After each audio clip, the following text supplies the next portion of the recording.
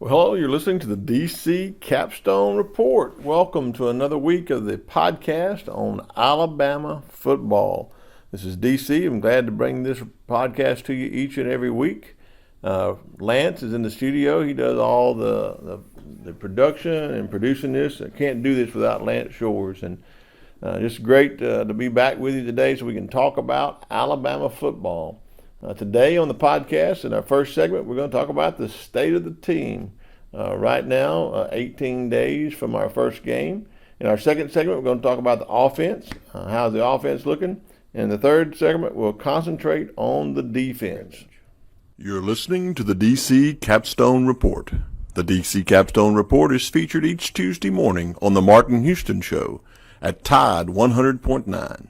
You can listen live at Tide100.9.com. Well, hello, everyone. We're glad to be back for the DC Capstone Report. It's great. The closer we get, we're counting down the weeks, we're counting down the days. In this first segment, we're going to talk about the state of the team. As we sit here today on Tuesday, the 8th of September, we're 18 days from kickoff against Missouri Tigers, scheduled for 6 p.m. That evening at Missouri. So we're 18 days, and we're kind of transitioned the state of the team this week. We've transitioned this past week into more of game planning situations and instead of a fall camp. So we're in those 3 days of working hard, and then having games on Saturdays, which consist of scrimmages and our game situations. This past Saturday, we had game situations that we went through. The Saturday before was a scrimmage.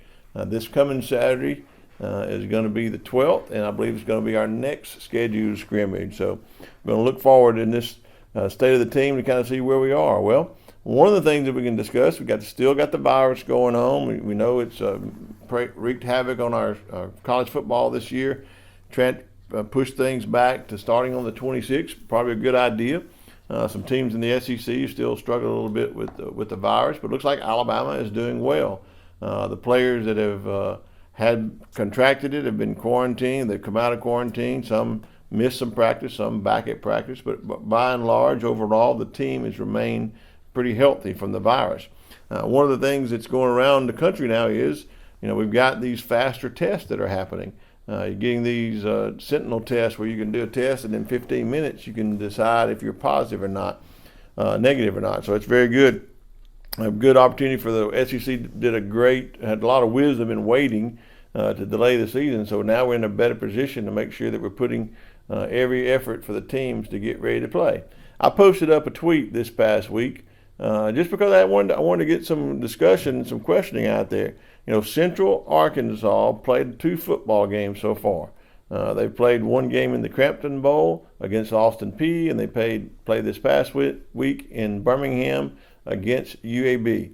Little Central Arkansas has been able to manage the process of this virus, to keep their players healthy, to keep them tested, to keep them maintaining negative test results. And so they've been able to do that. They've been able to navigate these waters. It's been good to see these smaller teams do it, because you would expect with the bigger teams, like the teams in the SEC, who has more things at their disposal, more opportunities, more workers, more testing capabilities. It looks like the teams will be able to keep themselves clear from the virus and be able to participate in a football season. So that's good for everybody. So I think the state of the team right now is really good as it relates to the environment that we're in. The question I put up was, if Little Central Arkansas can do it, how come the Big Ten had to cancel football season? How couldn't they have waited? And I think that's what we're seeing, some rumblings now coming out, that we're seeing that if other conferences have put things off like the SEC did, they might be in a better position to play this season. So right now, the state of the team as far as the virus looks good. How about injuries? There have been no injuries of note. A couple of players have been tweaked or hurt. Ali Cahoe early on had tweaked an injury, and he was held out of practice, but he's back practicing with the team. Trey Sanders had a little tweak of his hamstring. Nothing wrong with his knee. His knee seems to be fully recovered, but he had a little tweak in his hamstring, which allowed some of the younger running backs, which we'll talk about in the second segment, to get a little more playing time, a little more experience. So This has been a year where we're looking at right at this point, really last year at this point we had so many injuries to talk about, and this year we haven't. That's a blessing. And it's also a credit to our strength and conditioning staff and our training. You know, I talk about our training staff, but I want to just go ahead and give a shout out to Jeff Allen. Jeff Allen and his crew of trainers do a fantastic job. I've said many times I think that Jeff Allen holds our team together in so many ways, and one of them is to help them recover, recover from practices, get ready for the next practice or the next game. And I've seen all the new things that's come out from our sports science department with the cryo chambers and the ice baths and the whirlpools, all those things used to recover these athletes into tip-top shape. And we are seeing it translate this year in no injuries and getting recovery faster to get in. So I think along with the strength and conditioning staff, Dr. Ray, Coach Ballou, Jeff Allen, the head trainer, and then Amy Bragg, who is in charge of nutrition, those three together have really placed our team in a good state. So at this point, the state of the team is health-wise, it's probably as good as it's ever been at this time in a fall camp. The other portion is where are we on the horizon? Where have we gotten to as far as football? Well, we're getting it. We're in football shape, and we're starting to see some game situations where our offense and our defense is taking shape, and we'll talk more about those in the next segments. But really, the state of this team is we're coming together to have an identity. Do we have an identity yet? No. Coach Saban says this team has to work on what its identity is. But one thing I can tell you about this team that I've learned, and the players that have been able to speak, what they've talked about, is that nobody on this team feels like an 11-2 season last year was an Alabama standard. And every one of the players that's coming back this year seem to be motivated to change that. So I think that's really good. So the mental aspect of this team is probably in a really good shape as it's ever been at this time during the preseason. So I think overall the state of the team is really, really good right now. If we can hold off with no injuries, we can continue to keep this virus in check, and if we can continue our mental state that we're in, I think this team is poised to have a great year playing this all SEC schedule and launch us right into the college football playoff and a chance at another national championship. Well, here in the second segment, this is DC with the DC Capstone Report. We're going to concentrate on the offense. What's the offense looking like? Well, we came off of a scrimmage where the offense did pretty good, and there was opportunities to show out some of our playmakers. And Mac Jones had a good outing. And then, Bryce Young didn't get to participate. He was held out of that scrimmage due to other reasons, and he was able to rejoin the team, late last week in the practices. So as we led up to Saturday was going to be more of a game time experience. What Coach Saban talked about was transitioning from his team from a camp to a game week setting. So get the players in that mode where you're practicing really hard 3 days, looking for a game on Saturday. And then you're doing your recovery in between. So this past Saturday was not an official scrimmage, but it was held as a game situation. So the team was placed in game situations. Well, the player to recognize coming out of it was Mac Jones. What I hear coming out of Saturday's scripted plays, Mac Jones did a fantastic job. He led the first team offense against the first team defense and led them on 3 long scoring drives, utilizing a good execution, both in pass plays and getting the team in the right play, choosing the right running play, getting the team in the right position to make the throws and make the plays. He made everything that was given available to him. The only knock on Mac Jones so far coming out of camp is sometimes he can get in his head after he makes a mistake. Coach Saban talked about that. He needed to improve that. Well, he really improved that in this game time situation Saturday and did a very good job of that. My assessment of Mac Jones is this, and I believe it's right on the money. If Mac Jones will play within himself, in other words, if he'll try to be Mac Jones, if he'll go out there and be the best Mac Jones he can be, then I believe that he can play national championship caliber football. It's when he tries to do more than he can. In other words, when he tries to be a Tua or he tries to be a Jalen, he tries to make something happen, then that's when problems seem to occur and he gets down on himself.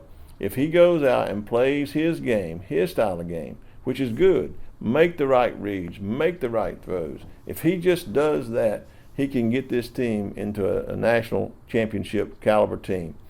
Other side on the offensive ball was the running backs. You got Najee Harris and Brian Robinson, both of them getting some carries, both of them doing good, both of them leading the team both vocally and by example, doing a great job leading that backfield. Well, where's that third back going to come from? Well, it naturally falls to Trey Sanders. Keelan Robinson is missing at this point, not really sure. And my assumption is that he's either opted out because of the COVID and will come back next year, or he's opted out for other reasons. But he's not present at this time. So most of the carries would fall on Trey Sanders. Well, Trey Sanders is healed. His knee is good. He had a tweaked hamstring, but we got to a position where we've seen him running and doing more. And I think he's doing a really good job. We heard from Brian Robinson, who said that Trey Sanders had really learned the playbook and was back to his old self as he was showing out before his injury. So I think Trey Sanders is going to be an opportunity to take the ball and run with it as that third back. But because he had a little tweak in his hamstring, it's caused for some of those young running backs that we signed because of Keelan Robinson's absence. These young running backs that we signed have had an opportunity to get some playing time in these scrimmages and these game time situations. So I understand Jase McClellan, Roydell Williams, and Kyle Edwards. Coach Saban talks about them as that group of young backs. And he thinks there's going to be some people come out of that that'll have a chance to play in some games and also contribute in special teams. So these running backs are getting opportunities on the offense to show their stuff. And they're all these freshman running backs are doing a really good job. So watch for them in the days ahead. The offensive line, boy, I tell you, the offensive line has really produced and really showed out going up against the first team defensive line, which we have a really good defensive line. And they've had some battles, and those battles have been fun to watch in practice. I've heard that they've gone up against each other, and sometimes the defense wins, sometimes the offense wins, but our offensive line has really held its own against a superb defensive line. And I guess the only question is, who is going to be that fifth offensive lineman? I think we're pretty well set that we know that Alex Leatherwood and Evan Neal are going to maintain the tackle position. Deontay Brown is pretty much penciled in at one of the other positions on the line of scrimmage as far as the tackle position. And Landon Dickerson, senior, is penciled in as another starter on that line. So who is going to fill that fifth spot? I think it comes down really to three people. It's either going to be Chris Owens at center, Darren Delacourt at center, or Emil Ikior at maybe a right guard, and Landon Dickerson moving over to play center.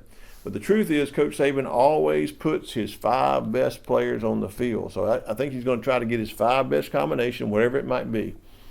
And those are the ones that are going to start. But the truth is, we're going to have a really, really good depth on the offensive line. And what year is going to be, this year is going to be more important for depth than ever before.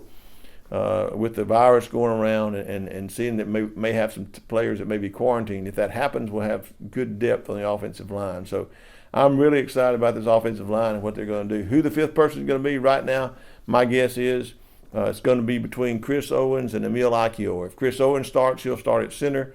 Dickerson will play, in my opinion, will play guard. If Emil Ikior wins the starting role, he'll play guard, and Landon Dickerson will slide over and play center. But man, what a luxury to have when we're talking about putting the best five on the field.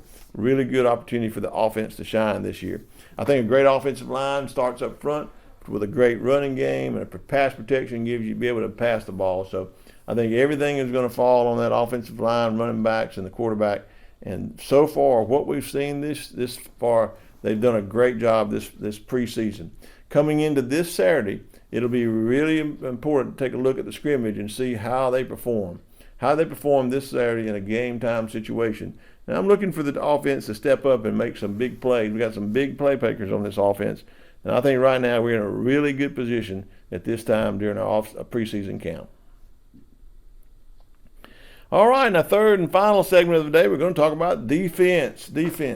One of the question marks that came out of last year on the 11-2 season that nobody's happy about is how the defense performed. Probably the last 2 years are the worst 2 years the defense under Coach Saban has performed. So all eyes are on defensive coordinator Pete Golding. And I think that it should be. He himself has held himself out as the man who needs to turn things around on the defensive side of the ball. Well, in looking at some things, one of the offseason hires, Freddie Roach, has really put together some good coaching on his defensive line.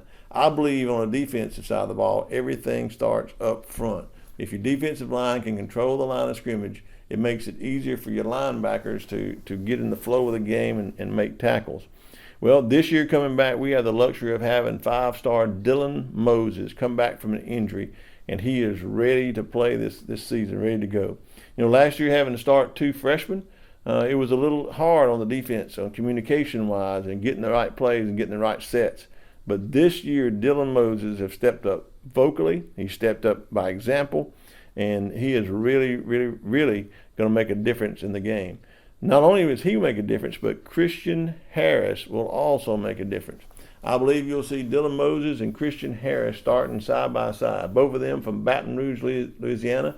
They've known each other since they were kids. Christian Harris said this week that Dylan Moses was like a big brother, and he got to learn. He helped him last year when he was injured to try to play the position, and now he gets to play alongside him. So imagine athletic and versatile that Dylan Moses is, calling the plays and putting everybody in the right position. And Christian Harris, as big and athletic and fast as he is, just being allowed to roam the field and have the responsibility of just handling his position. Those two playing side by side are really going to make a difference in the defense. And don't forget about the players behind them. We do talk about those two, but you got Shane Lee, who got some great experience last year. He can come in and call the plays and spell Dylan Moses and play side by side with Christian Harris. And you also got Ali Cahoe, you got Josh McClellan, a 6-year medical redshirt coming back with experience, and Jalen Moody. So we're probably more experienced and better off right now at the middle linebacker position than we have in quite some time. But you know what makes middle linebackers look good? It's the defensive line up front. And as I mentioned just a few minutes ago, the acquisition of Freddie Roach coming over to coach this team on the defensive line has been really huge in the offseason. One of the things the players have said is that he's translated the communication so much better to the field. And so I think the communication is better from Pete Golding through the defensive line coach, through all the other coaches. But also he's been able to translate the message. What is the purpose? What's the mission? What is our goal here for defensive line? He's been able to not only just tell them what to do, but why they do what they do. And that has been a missing piece for a few of those defensive linemen. And right now I think the 3 that are penciled in to start are DJ Dale in the middle, Christian Barmore, and Labryan Ray. Those 3 are solid on the defensive line, and I think they're penciled in to start. But you got to watch. These are going to be great 3. But Alabama rotates. Rather we've been so good in the past is being able to rotate the defensive linemen in. And with DJ Dale and Labryan Ray hurt last year, and you got people like Brian Young and Justin Ibogi and Stephon Wynn and Fendarian Mathis who have gotten some great playing time already. And then you got some freshmen that's coming in like Ismail Softshire and other that have a chance to contribute this year. So we got an opportunity to have a great defensive line. And so far in practice, the defense is showed up and showed out. The only part of the defense that's still trying to put together is that defensive backfield. And I said from the onset, when we started these podcasts 3 weeks ago, that our defensive backfield could be our weakest link, and it's proved to be that so. But the truth is, we're finding some really good athletic freshmen to fill in some of those positions, and I think you might see in this scrimmage that's coming up Saturday, the defense have just a little bit better upper hand over the offense, because I think those young freshmen are continuing to get better and better in that defensive backfield. And pretty soon, Coach Saban will have his solid 5-6 players that he knows is going to be able to interchange in that defensive backfield and make a difference. But so far, so good at this time of the year. Defense looks to be much improved over last year. Well, that's all we have for this week's edition of the DC Capstone Report. We appreciate everyone who tune in next week, and we'll have some reports from the scrimmage that's set to take place this Saturday, September the 12th. And don't forget, 18 days from today, we'll kick off against the Missouri Tigers on 6 p.m. kickoff on national television. Sounds good to be talking about football, talking about playing a game 18 days from today. Well, until next week, this is DC with the DC Capstone Report.